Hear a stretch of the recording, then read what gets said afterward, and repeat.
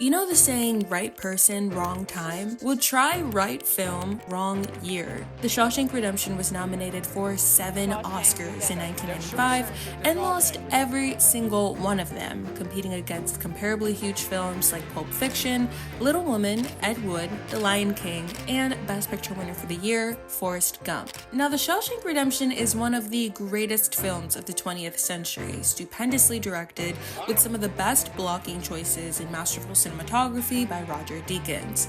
It's about verbatim redemption, both for Andy, a man put away for a crime he didn't commit, and Red, a man who after 40 years deserves a second chance at life to right his wrongs. Shawshank depicts the realities of the inhumane prison system, the hierarchy, the bribery, the punishment, the isolation. It's your world, man. And while there is no happy ending romance like Forrest Gump, there is a happily rekindled friendship. So how does this highly regarded film lose for Best Actor, Best Writing, Best Cinematography, Best Sound, Best Music, Best Editing, and Best Picture? But the biggest snub of all was no Best Director nomination for Frank Darabont. So naturally, I had to watch every film that beat The Shawshank Redemption in each of the 7 respective categories to see if it was truly snubbed.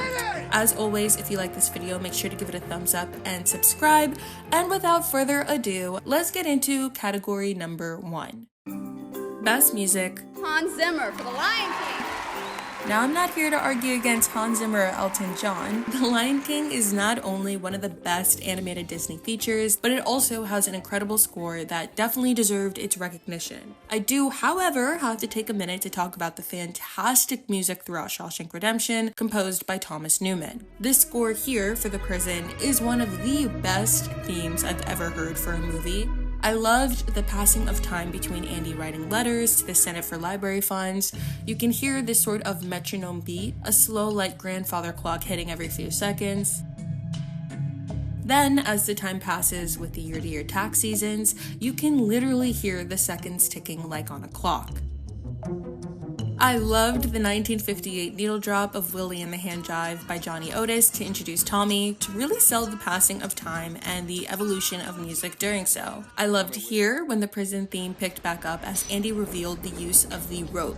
Everything that the prison offered him, Andy used or took when he left. The accounting job got him the warden's shoes and suits, the stones that he carved into chess pieces, rope and posters from the friends he made, and of course the music is just remarkable as Andy revels in the rain.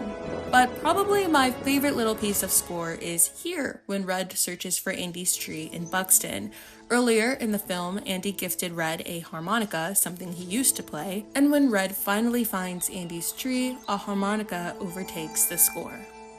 But of course, who can compete with Hakuna Matata? Best Sound. I mean, it's Speed. Echoes in the elevators, car crashes, subway surfing, bus jumps, helicopters, bombs. It's a jam-packed film, and those genres will always get their recognition for sound, like Mad Max. But as a sound designer myself, there were also a lot of great little sound design choices in Shawshank I just want to mention really quickly. Here, when the gavel hit sounds like a gunshot. Here, when the flag waves. The transition between Red's harmonica, then the tearing down of the wall and the sand settling. Here, when the warden throws the rock through the poster and you can hear its echo. And just overall, the soundscape of Shawshank was done really well as the fact that I'm sure 90% of these prison cells were empty, but they made it sound incredibly full the night of the fresh fish. Best Cinematography. John Toll for Legends of the Fall. So this was a shock to me because even Forrest Gump, which we'll talk about in a bit, also had incredible cinematography, but it's Legends of the Fall, a 1994 war B-movie with long-hair Brad Pitt that took the award home. To be frank with you, I don't know why. There are some pretty shots, but I feel like the location adds a lot more to the cinematography than the cinematography does to the location. But alas, it's your classic time period piece win, and they do justice to backlighting Brad Pitt's hair. But first, what even is cinematography, right? It's the lighting, framing, camera movement, angles, and Roger Deakins for Shawshank really nailed every single one of these as well. There's the framing of the shot with Andy and the light bulb, then the shot being referenced again, There's the lighting in the prison cells, all of the exposed light bulbs here in the back. There's the framing of the push-ins, like here with Brooks, the framing of the push-outs, like here when they're eating, the close-up of Brooks's face behind bars in his room, visually suggesting to us that he'll never be free, even in the free world. There is fantastic sweeping overhead shots, incredible movement like here, and the 90-degree shift. There's the warden emerging from the shadows, and the framing of Andy's tree. For a film shot 75% in one location, there was just so much light and framing variances that honestly felt as close to a modern noir. If the award couldn't have gone to Shawshank, then it should have definitely gone to Forrest Gump. This shift here around the base of the bunk bed literally sold me, as well as just the opening title sequence tracking the feather. Now with that, speaking of Forrest Gump, Best Editing. Arthur Schmidt for Forrest Gump. Alright, so this is where it becomes difficult because both Forrest Gump and The Shawshank Redemption are stories told in the past, with lengthy time jumps varying from 2 to 5 years, then catch up in real time. With only a few minutes left, it's here on the bus where Red's narration catches up to present time, and here when Forrest leaves the bus stop to see Jenny. Ultimately, Forrest Gump makes the most sense for this win because it is such a jam-packed film that travels through so many periods and places of time. They edited Forrest into real news broadcasting, emulated so many presidents and celebrities, but it was the overall pacing of the film that I think got its win. It has very balanced intercuts with Jenny's storyline, and I love the quick cuts to past references, like when Lieutenant Dan mentions his family tradition, and Bubba's family shrimping tradition. And her mama before her cooked shrimp. Now Shawshank I thought also had great editing. It was very intentional in its use with crossfades since it's also a story told over the course of 20 years.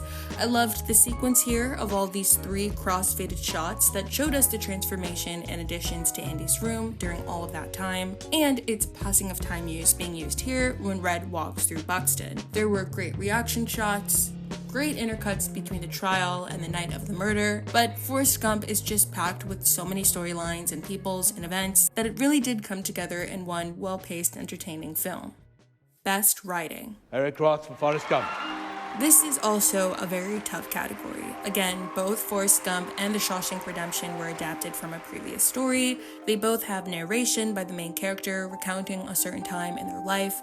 There's friendships, fights, fulfilled promises, and a true deep meaning to each film. Shawshank, a film about freedom, and Forrest Gump, a film about destiny. I had a destiny. I was supposed to die in the field. It's truly an impossible choice, but because of its very full story and creative twists on intertwining historical events like his impact on Elvis, the Vietnam protests, the Kennedy assassinations, Watergate. I mean, Forrest was a college football player, a war veteran, a ping pong champion, a shrimp boat captain, a cross-country runner. Literally, it is just so insane that it had to be awarded for its ingenuity. However, if we get down to the nitty-gritty, I personally felt like Jenny's storyline was kind of butchered at the end. So with that, Shawshank's writing was just so masterful. No line ever sounded expositional. 2 points right there. There's your goddamn score. Each character was so distinct. I loved this line from Brooks. I'm gonna look after him until he's big enough to fly. Releasing Jake from the cages of prison, but figuratively never getting out of it himself. Everything intertwined with each other. Andy's past as a banker. You trust your wife? Tommy's random cellmate being the hitman in Andy's murder case. He's the one they pinned. I mean, on paper, Red going to Andy's tree and finding him across the border sounds cliche, but it wasn't done that way. Shawshank spoke on the realities of rehabilitation, our justice system, and what was ultimately beautiful was this budding friendship between Red and Andy, and to me, that's a little bit better than a forced romance. Best Actor. Tom Hanks and Forrest Gump. Now this is no doubt all flowers to Tom Hanks, and look, I love Morgan Freeman, who was nominated for his portrayal of Red, but the true snub in this category was no nomination for Tim Robbins. It's like the 1984 film Amadeus. There's no Amadeus without Salieri, which is why both of those actors were nominated. Now even if Tim Robbins was nominated, it should have still gone to Tom Hanks, but there is definitely an art in playing a suppressed character. Andy is a very nonchalant in his actions and sometimes his words, but this is clearly a troubled man who knows he's innocent and has put on this great act for 20 years while secretly digging a tunnel to escape. You can see his mind moving a million times faster than the few words that he says, and that suppression, I think, deserved recognition. Now, if there was an award for Best Cast Ensemble, then Shawshank would have taken it hands down. I thought Mark Wolston, who played the bold queer, did a fantastic harrowing job. Jill Bellows as Tommy, who despite only 20 minutes of screen time, added a well-needed different kind of personality and flair that made me gutted over his unanticipated death. And William Sadler as Haywood, who was great overall with his stuttering. Get new books in here. But in this particular scene, though in the back and not the focus of the shot, the way that he reacts to Rita Hayworth in that scene was really an actor who took his role very seriously. And the Oscar goes to Best Picture. Forrest Gump. Okay, so what is Best Picture actually awarding? The producing. And Forrest Gump is such a high concept film with a million different moving parts. War, guns, armors, shrimping and movie boat insurance, running and Forrest's hair and makeup, ping pong, broadcasting, extras, explosions, a VFX amputee. It's very hard not to award the utter brilliance behind the making of this film. They had beautiful mise-en-scène, lots of color and intention in its costume design, the use of florals, Forrest always wearing blue, recreation of historical events, the camera movement and framing and blocking. All the pieces are here. From a producing standpoint, and not just location scouting, because that prison in Shawshank literally makes the entire film, then Forrest Gump definitely makes sense. However, recent Best Picture winners like Coda and Nomadland can also be awarded for Best Picture because of the meaning behind the film. I think when we look back at Forrest Gump, we see a widely original, funny concept and a masterclass in filmmaking. But with Shawshank, and why I think it's so beloved, is because of its sincere message of freedom, genuine friendship, and letting us see the prison system like this is really eye-opening. In this case, Shawshank has both fantastic producing, and it not only has that deep meaning of freedom, but also hope. And these two things aren't only implied in the dialogue, but also in its costume design, production design, and props. Red, blue, and green is the color palette for Shawshank. Blue meaning incarceration, red meaning freedom, and green meaning hope. In all the shots leading up to Andy's conviction, he wears a red tie. We can see the transition of these warm-colored fresh fish entering into a very cold and blue Shawshank. The officers, of course, wear blue, and the warden even welcomes the new inmates in while wearing all blue. Though throughout the entire film, because the warden is technically free, he constantly wears a red tie. At one point, he also wears a pink tie and is then given a pie in a pink box, as pink then symbolizes corruption. Back to red though, throughout the film, it then starts to act as a taste of freedom to the inmates, like when they drink the red labeled beer, or do work outside of the prison with a red stripe on their pants. There's a glimpse of a red book here as Andy tastes a bit of freedom writing letters to the Senate, or mimicking his previous free man life as a banker with the red buttons on his machine. When he climbs his way to freedom is through a red tunnel. When he gets out, the suit he took from the warden has red in his tie. He drives a red car to Mexico. Red hitchhikes in a red car to Buxton, and takes a red bus to freedom with Andy. Now let's talk about green. It unofficially starts with Brooks in his life now outside of prison, hoping for a better life. The green bedding, having his own room, the green apron, working a job and getting money, the green bench. And the only time that he intentionally wears red is on a tie mixed with blue when he decides to take his own life. Visually here, we're reminded that even in the free world, he still feels incarcerated, and his only way to freedom is by leaving the world. Now we know this path doesn't happen with Red, because he instead gets red bedding in the same room, and even though he wears the green apron, the cashier is wearing red. It's on the red chair he decides to follow through on his promise to go to Andy's tree, and reveals a compass with green letters. Now back before this in the film, there's Andy's $200 check from the Senate, green. Playing the Mozart vinyl, green.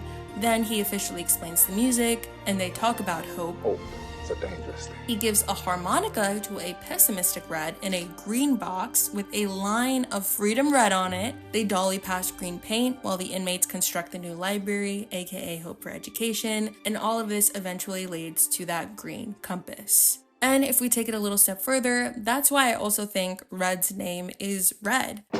As the person who's known for getting contraband and affording these tastes of freedom to the other men, the choice of his freedom ultimately came from within himself. When he took back the decision of his freedom being made from the committee, he instead freed himself by being honest with himself, ultimately symbolizing to us that we are all red, but only if we choose to free ourselves from within. So, when a film gets down to the fine, nitty-gritty details like that, it is also one of the best screenplays, acted in by the best cast, directed by a fantastic director, and shot by Roger freaking Deakins, that I think is the true Best Picture winner. I think Frank Darabont deserved so much better. He at least should have won writing if he didn't even get a nomination for directing. I think Tim Robbins deserved better. I think Shawshank should have arguably won for Best Music. And as for everything else, maybe it just would have had better luck the following year.